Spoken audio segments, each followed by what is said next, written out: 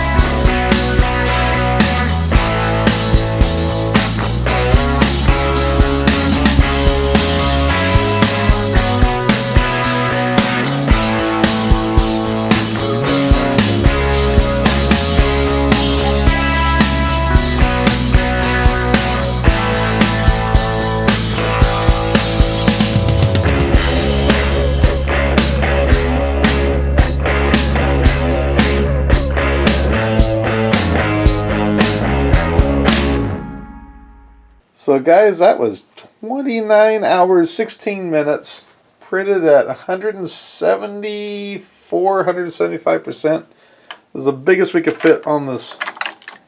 Oh, is it going to come off without me having to heat it all back up? Ooh, ooh, ooh, ooh, ooh. Yes, I didn't have to heat it all back up. And it's already articulating. I didn't have to break any of it apart. It is already articulated like crazy. That is insane. I see one little string right there. But that printed awesome. Look at that. That is insane. I'll put a link to the model in the video description where you can download it. I think it was on my Mini Factory, if I remember right, is where I picked it up at. It's about $4, I believe. But that is cool. Oh, look at that. That's insane. That is crazy articulation right there. Look at that. You just curl it up on itself, flop it around every which way, and the print quality though came out really nice. This is the Artillery 3D Sidewinder X2, and it did an awesome job. And the filament that we used was the G-Tech, let's see here, trying to see, copper silk, there's a silk copper PLA. But that just turned out insane. My wife is going to get a kick out of that. She loves these models that are articulated like that. And we haven't printed one in a long, long time. She has no clue how big this thing is. But guys, thank you very much for watching, and I'll catch you in the next one.